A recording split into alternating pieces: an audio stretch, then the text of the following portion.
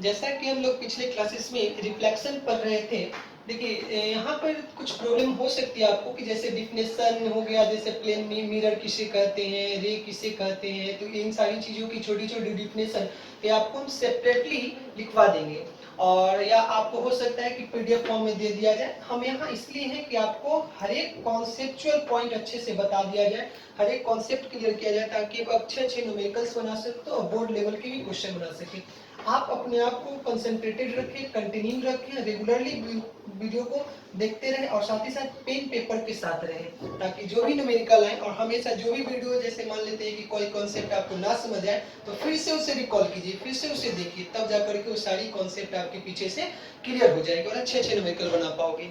अब थोड़ा सा हम क्या करते हैं कि हम पहले थोड़ा सा स्पीडली आते हैं कि अभी तक हम क्या क्या पढ़ चुके हैं, थोड़ा सा रिकॉल कर लेते हैं, उसके बाद कुछ और अच्छे पॉइंट जानेंगे। और देन देखो क्या एक चीज और है, मेरे पढ़ाने के तरीके में थोड़ा सा डिफरेंस ये है कि मैं ऐसा भी कर सकता था कि रिफ्लेक्शन शुरू करूं, रिफ्लेक्शन शुरू करने के बाद थोड़ा सा डिफिनेशन करने के बाद जस्ट तुरंत हम शुरू कर दे reflection by a plane mirror, फिर reflection by a spherical mirror, that's okay, ऐसे ही पढ़ा जा सकता है। बट हम क्या करते हैं कि रिफ्लेक्शन पढ़ते ही इस बहुत सारे इंपॉर्टेंट पॉइंट जान लेते हैं जो हमें प्लेन मिरर में हेल्प करेगी, जो हमें स्फेरिकल मिरर में हेल्प करेगी। सारे पॉइंट को आप नहीं पढ़ोगे तो देखिए दिस इज बोर्ड मॉडल, यहाँ से रिफ्लेक्शन से डायरेक्ट आप प्लेन मिरर में चले आओ, रिफ्लेक्शन से स्फेरिकल मिरर में चले आप बोर्ड मॉडल पढ़ रहे हो। बट अगर आपको कॉम्पिटिटिव एग्जाम्स देने हैं, ये सारी पॉइंट्स जाननी है, तो वो बच्चे जो कम्प्लीटली 12th के लिए डेडिकेटेड है, आप अच्छे से पढ़ो, इनको भी समझो, साथ ही साथ इनको भी समझो कि व्हाट इज प्लेन मिरर, सारा चीज हम आपको लिखवा देंगे, आपको घबराने की कोई जरूरत नहीं है। Okay, so now we are going to recall what we have studied in study classes. जैसे first of all हमने definition दिया था कि what is light, उसके जस्ट आगे पढ़े थे कि लाइट की प्रॉपर्टी जाने थे, इलेक्ट्रोमैग्नेटिक वेव के बारे में जाने थे, फिर जाकर के आया कि लाइट की जो डिवेल नेचर देखा गया था, particle nature, wave nature, that is continuous, discontinuous. Next point में आप पढ़े थे कि जो अब हमें पढ़ना है विजुअल रीजन और वेव नेचर ऑफ लाइट, उसे दो कैटेगरी में क्लासिफाई किया गया, ray optics that is also called geometrical optics. Next आगे बढ़ते तब हमने पढ़ा था वेव ऑप्टिक्स। अब इन दोनों में हमने डिफरेंस देखा कि कौन कौन सी फेनोमेना दोनों में होती है, उसके जस्ट आगे पढ़ना शुरू किए कि अब चलते हैं रे ऑप्टिक्स पढ़ते हैं। रे ऑप्टिक्स में जो मेनली फेनोमेना हमें देखने को मिली, तो रे ऑप्टिक्स में जो फेनोमेना देखने को मिलती है वो हमें मिलती है रिफ्लेक्शन एंड रिफ्रैक्शन। अब देखते हैं रिफ्लेक्शन, तो रिफ्लेक्शन के बारे में हमें डीपली स्टडी करनी है। अब देखा जाए रिफ्लेक्शन क्या था, तो रिफ्लेक्शन में हमने देखा कि लाइट रे जो होती है किसी भी रिफ्लेक्टिंग सरफेस पे इंसिडेंट होती है, उन्हें रिफ्लेक्ट कर जाती है, दिस इज योर नॉर्मल। आप क्या देखते हो कि वहां पे कुछ इंपॉर्टेंट पॉइंट थे कि रिफ्लेक्शन में क्या देखने को मिलता है कि लाइट का जो इंटेंसिटी है, सिंपली कर सकते हैं एनर्जी में कोई चेंजिंग नहीं होती है, सेम मीडियम में रहती है, फिर वेवलेंथ में कोई चेंज नहीं आता है। सिमिलरली रिफ्रैक्शन में देखा गया था कि दोनों का मीडियम चेंज है, मीडियम चेंज करने के कारण आपको क्या देखा गया था कि आपके वेलोसिटी में या लाइट की जो स्पीड है उसमें चेंजिंग आएगी। उसके जस्ट आगे देखे थे कि ठीक है अब लाइट पढ़ने जा रहे हैं, रिफ्लेक्शन पढ़ने जा रहे हैं, तो वहाँ पे बहुत इंपॉर्टेंट पॉइंट है कि law of reflection, angle of incidence equals to angle of reflection. उसके जस्ट आगे आया कि incident ray, reflected ray and normal एक ही प्लेन में होती है। उसके जस्ट आगे पढ़े थे vector form of law of reflection. वहां पे क्या देखा गया था कि incident ray, reflected ray and normal is lying in the same plane, in that condition scalar triple product तीनों की क्या होती है, जीरो होती है। अब हम उसके आगे पढ़े थे दो टाइप, एक होता नॉर्मल इंसिडेंस, एक था पैरेलल इंसिडेंस, दोनों का कंडीशन ध्यान रखेंगे। अब उसके आगे हम कंटिन्यू करने जा रहे हैं, तो देखिए उसमें एक और इम्पोर्टेंट पॉइंट ध्यान रखना आपको कि जनरली एक चीज और जानना रहता है, एक होता है रेगुलर सरफेस। यहाँ से कुछ कॉन्सेप्चुअल पॉइंट जानेंगे। एक होती है रेगुलर सरफेस और एक अनदर होती है irregular surface. This is irregular surface, यानी this is a regular surface and this is a irregular surface. अब जरा सा समझते हैं कि अगर हमें रिफ्लेक्शन रेगुलर सरफेस से करानी हो और इरेगुलर सरफेस से करानी हो, जैसे 9th क्लासेस में हम लोग बस इतना ही जानते थे, this is reflection by regular surface and this is reflection by irregular surface. इसमें देखने को क्या मिलेगा आपको कि this is the incident ray and this is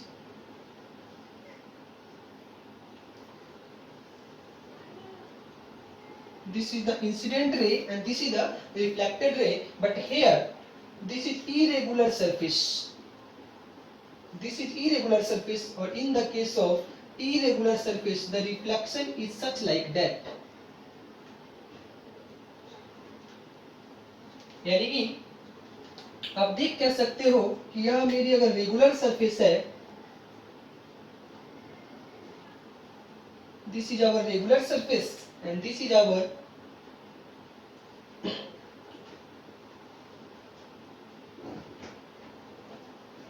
irregular surface. This is a regular surface, this is a irregular surface. Here we can see that कि this is the incident ray and all are directed in a particular direction, but here incident ray after reflection they get scattered in various direction. Now a conceptual point here is that we will take three regions. This is region 1, this is region 2, this is region 3. Okay, here also we take three regions 1, 2, 3. अब जब इन तीनों reason में एक चीज देखा जाए कि यहाँ पे देख सकते हो, यहाँ पे एक और रीजन ले लेते हैं. देखिए जरा, इस रीजन में आपको देखने से मिल रही है कि यहाँ पे आपको लाइंस प्रेजेंट है, यानी कि इंसिडेंट रे प्रेजेंट है. यहाँ पे देख सकते हो इंसिडेंट रे प्रेजेंट नहीं है, फिर पुनः इंसिडेंट रे प्रेजेंट है. इसका मतलब क्या होता है कि in case of regular surface we having irregular intensity of light present in the reason.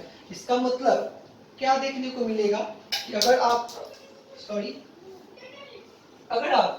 This is the regular surface and this is the irregular surface, अगर ये इंसिडेंट रे है तो इसमें लाइट रेज प्रेजेंट है, यहाँ नहीं present है, फिर यहाँ प्रेजेंट है. सिंपली कह सकते हैं कि यहाँ प्रेजेंट है तो इंटेंसिटी डिफर है, यहाँ भी इंटेंसिटी डिफर है, यहाँ भी इंटेंसिटी डिफर है. रेगुलर सरफेस से जब रिफ्लेक्शन होती है तो इंटेंसिटी डिफर करती है, इरेगुलर होती है. बट इरेगुलर सरफेस से जब रिफ्लेक्शन होती है तो इंटेंसिटी सिमिलर होती है, यहाँ भी सेम, यहाँ भी सेम, यहाँ भी सेम, यहाँ भी सेम. इसका मतलब कि यदि रेगुलर सरफेस से रिफ्लेक्शन होगी तो इंटेंसिटी इरेगुलर होगी, और इरेगुलर सरफेस से जब रिफ्लेक्शन होगी तो इंटेंसिटी क्या होगी, रेगुलर होगी. इन दोनों पॉइंट को लिख लेंगे.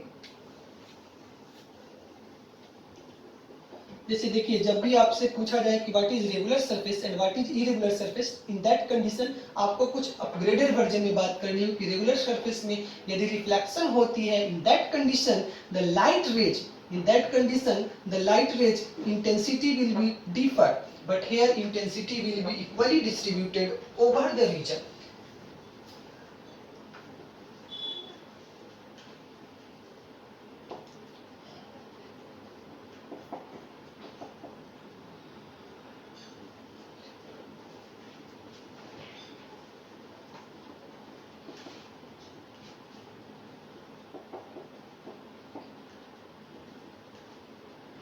देखिए, इसको समझने के लिए हम एक लोकल एग्जांपल लेते हैं.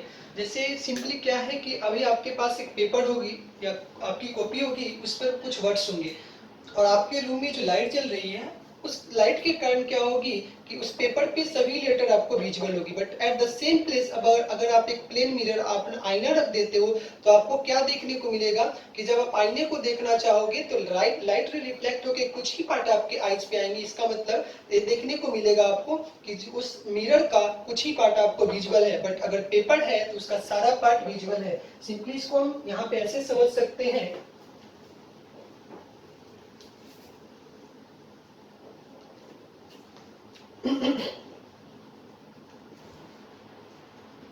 This is a mirror and this is a paper. इस पे कई लेटर हैं, ठीक, और यहाँ पे आपकी क्या है, लाइट सोर्स है. अब क्या देखने को मिलेगा कि यदि आप एक ऑब्जर्वर हो तो देखिए यहाँ से लाइट सोर्स आएगी, इंसिडेंट रे, और रिफ्लेक्ट होकर के चली जाएगी. अगर आप इसको देखोगे इस ए रीजन या कुछ रीजन आपको नहीं दिखेगा, बट यहाँ देख सकते हो कि अगर लाइट रेज आएगी तो चूंकि यहाँ एक इरेगुलर सरफेस है, this is a irregular surface and this is a regular surface. और in case of regular surface whole body will not visible, but here whole body will visible. तो एक point ध्यान रखना है कि रेगुलर सरफेस और irregular surface में क्या क्या डिफरेंस है. नाउ अब हम थोड़ा और आगे बढ़ते हैं कि ठीक है, रिफ्लेक्शन में क्या और अच्छे पॉइंट्स आपको मिलेंगे. अब हमको जानना है कि what is angle of deviation. Angle of deviation पढ़ने के जस्ट बाद हम पढ़ेंगे कि what is the effect of rotation of the incident ray, reflected रे और मिरर। इन तीनों में रिलेशन देखेंगे कि मतलब ऐसा भी हो सकता है कि कोई इंसिडेंट रे को थीटा से रोटेट करे तो रिफ्लेक्टेड रे पे क्या इफेक्ट पड़ेगी, या मिरर को रोटेट करे तब क्या इफेक्ट पड़ेगी। और ये सारे क्वेश्चंस कहीं ना कहीं आईआईटी में पूछे गए हैं और ये सारे कॉन्सेप्ट बहुत इंपॉर्टेंट हैं।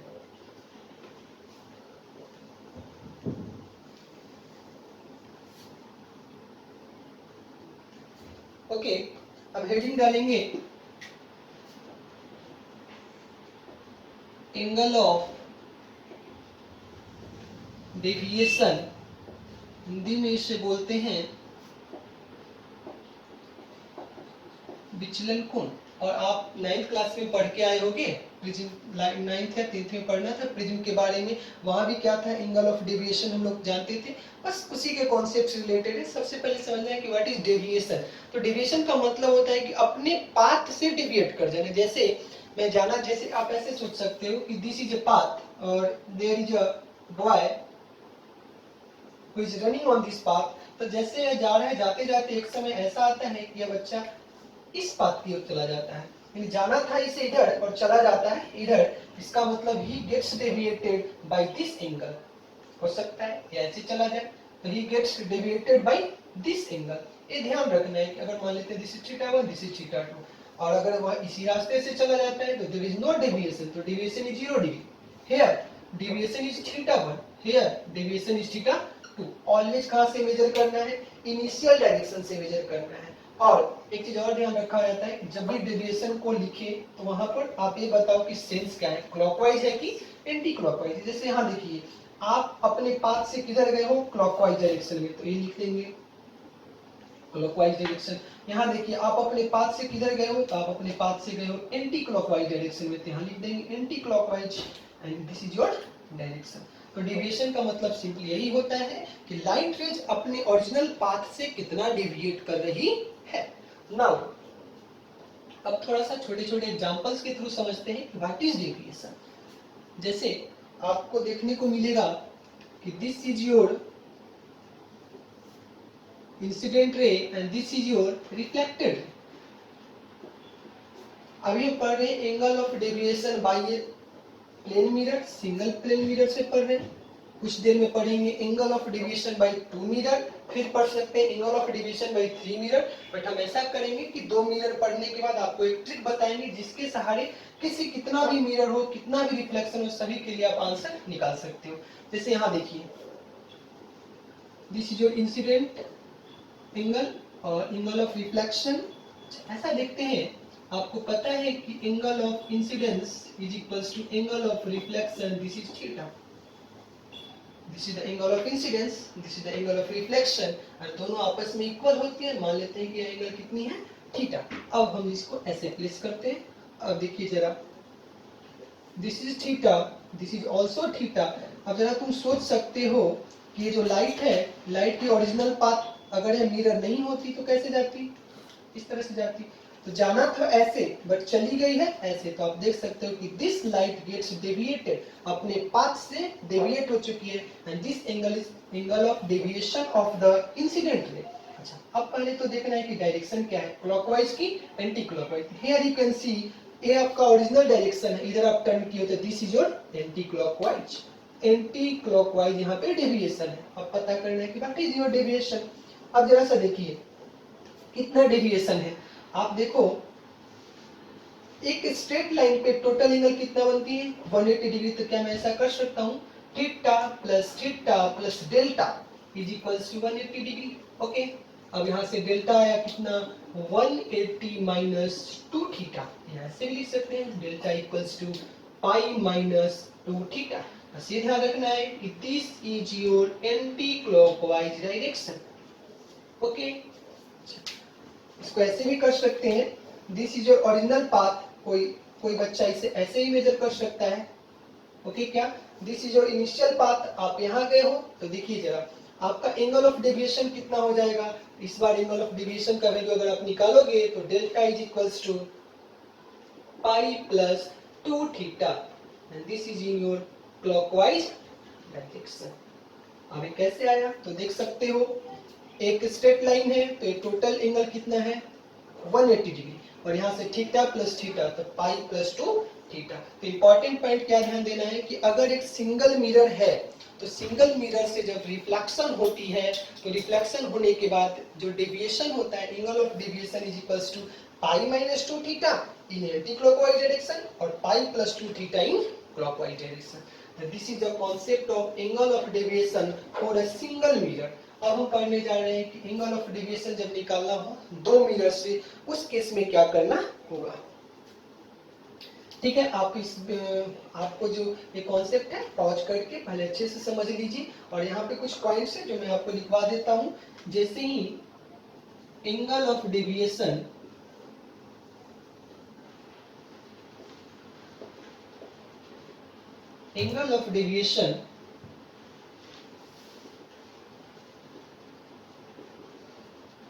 by a single mirror is equals to pi minus 2 theta and pi plus 2 theta, यह था anti clockwise direction and this is your clockwise direction, this is your anti clockwise direction and this is your clockwise direction। जहाँ theta क्या है तो theta है angle आई और angle are. ये result आपको ध्यान रखना है कि अगर एक सिंगल मिरर है तो in that case of single mirror the angle of deviation is equals to pi minus 2 theta and pi plus 2 theta in anti clockwise direction in clockwise direction. आपको याद करने की जरूरत नहीं पड़ेगी अगर आप कॉन्सेप्ट समझ पाते हो कि डेविएशन का मतलब होता है ओरिजिनल पाथ से कितना डेविएट कोई किया है। नेक्स्ट अब पढ़ने जा रहे हैं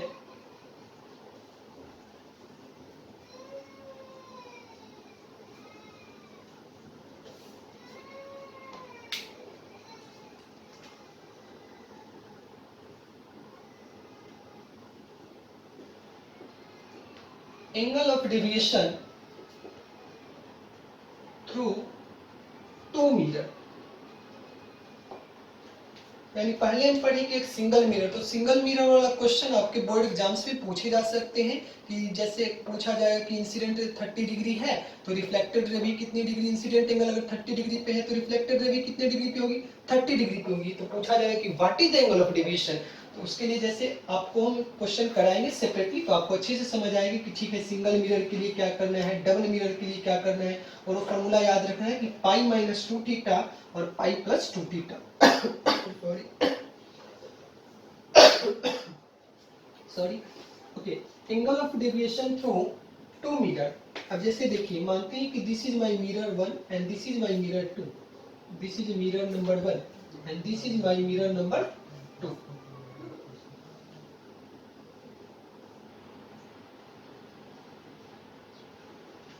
अब देखिए this is my incident ray. अब क्या करते हैं कि सबसे पहले इस पे नॉर्मल ड्रॉ करते हैं। अब क्या होगी, जितना एंगल इंसिडेंट है उतने ही एंगल से रिफ्लेक्ट करेगी। तो this is also I, I equals to R, तो हम दोनों को क्या मान लेते हैं, दिस इज आई तो दिस इज आल्सो आई। अब इस पे टर्न करेगी, टर्न करने के बाद यहाँ पे आप नॉर्मल ड्रॉ कर लो। जैसे ही आप नॉर्मल ड्रॉ करोगे तो फिर लाइट यहाँ से टर्न करनी निकल जाएगी बाहर। ये देख सकते हैं कि this is mirror number 1 and this is your mirror number 2, this is the incident ray and this is the incident ray. पहले अपने मिरर 1 से रिफ्लेक्ट होगी, रिफ्लेक्ट होने के बाद कहाँ जाएगी मिरर 2 पे, मिरर 2 से रिफ्लेक्ट होने के बाद कहाँ चली जाएगी या बाहर। अब हम थोड़ा सा सारे ट्रायंगल का नाम दे देते हैं। This is P, this is Q and this is R। Okay देखिए इस एंगल को माने एंगल ऑफ इंसिडेंस I, और यहाँ से भी क्या हो रही है, दिस इज आल्सो मिरर, तो यहाँ से भी रिफ्लेक्शन होगा। इस वाले को नाम दे देते हैं I डैश, तो ये भी कितना हो जाएगा I डैश। अब इसको सेपरेटली थोड़ा समझ लेते हैं कि क्या क्या दिया गया है। दिस इज द रे, दिस इज आल्सो द रे, दिस इज आल्सो द रे। यहाँ पे आपको ऐसे देखने को मिला था,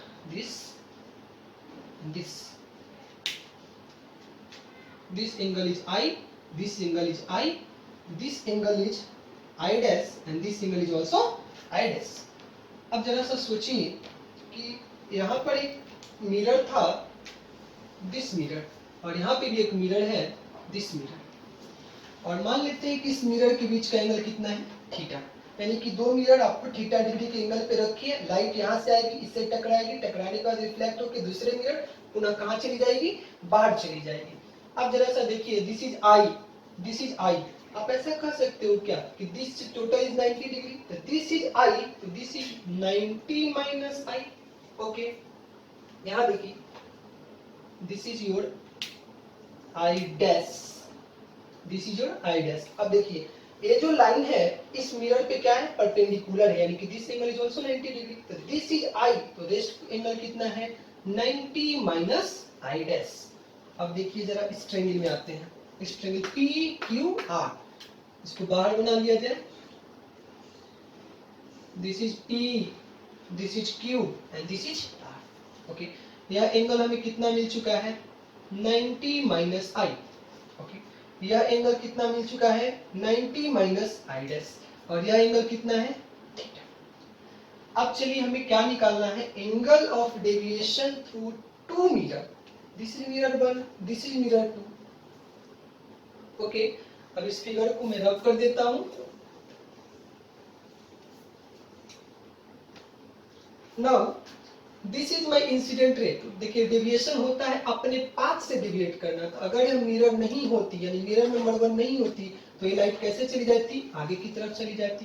अच्छा, अगर आगे की तरफ चली जाती, बट यहाँ तो मिरर है, मिरर होने के कारण देखिए यहाँ जाना था ऐसे बट चली गई है ऐसे, तो डेविएशन कितना हुआ, this is the deviation, this angle is मान लेते हैं डेल्टा 1। नाउ अब जरा सा देखिए यहाँ से मिरर से, फर्स्ट मिरर से रिफ्लेक्ट करने के बाद कहाँ पे गई है, मिरर नंबर 2, और जैसे ही मिरर नंबर 2 पे गई है तो आपको क्या देखने को मिलेगा कि this is my incident ray. अगर यह मिरर नहीं होता तो लाइट कहाँ जाती, लाइट जाती नीचे की तरफ। देखिए इसको जाना था नीचे बट कहाँ गई है इधर, तो दिस इज आल्सो डेविएशन, तो दिस इज डेल्टा 2, यानी 2 मिरर है, 2 टाइम्स रिफ्लेक्शन हुई है तो 2 बार डेविएशन होगी। This is deviation number 1 and this is deviation number 2, यानी इसको हम ऐसे भी लिख सकते हैं कि delta 1 deviation by mirror number 1, delta 2 deviation by mirror number 2, यानी यह जो डेविएशन है वह मिरर 1 से है और यह जो डेविएशन है वह किससे है, मिरर 2 से है। आपसे पूछा है कि एंगल ऑफ डेविएशन बताइए कितने से, 2 मिरर से, यानी कि अगर मैं पूछूं टोटल कितना है डेविएशन, तो क्या होगा delta 1 plus delta 2। But here आपको क्या क्या ध्यान देनी होगी, देखिए डेविएशन का डायरेक्शन ध्यान रखना होगा। यहाँ देखिए लाइट रेज है इधर और जाना है बैक, यानी कि आपको किधर जाना है, क्लॉकवाइज। यहाँ देखिए लाइट रेज को जाना था ऐसे, आप टर्न किए हो ऐसे, तो यहाँ भी क्या है क्लॉकवाइज, यानी घड़ी की दिशा में। तो ऐसा कर सकते हैं दिस इज